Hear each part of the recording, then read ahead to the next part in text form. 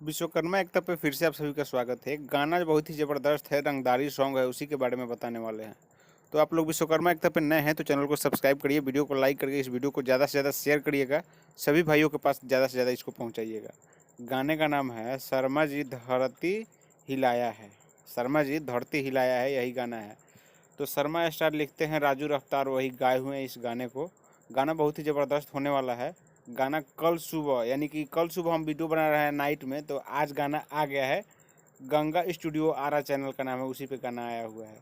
बाकी जो इसमें आपको दिखा हुआ है, सोनू पांडे लिखे हुए हैं, मुकेश यादव का म्यूजिक है और गंगा स्टूडियो आरा से ये गाना रिकॉर्ड हुआ है और उसी का ऑफिशियल चैनल यानी गंगा स्टूडियो आरा से ये गाना आप सबके बीच में आ जाएगा, आ गया है।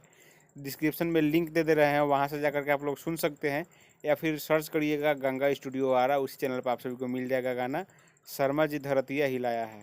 ठीक है, शर्मा जी धरतिया हिलाया है, बहुत ही ज़बरदस्त होने वाला है। तो ये एक छोटा सा अपडेट था, आप सभी को कैसा लगा कमेंट करिए और इस वीडियो को फिर से बोल रहे हैं कि ज़्यादा से ज़्यादा शेयर करिए और विश्वकर्मा एकता पर नए हैं तो सब्सक्राइब करिए चैनल को और कमेंट में बताइए कि ये अपडेट आप सभी को कैसा लगा।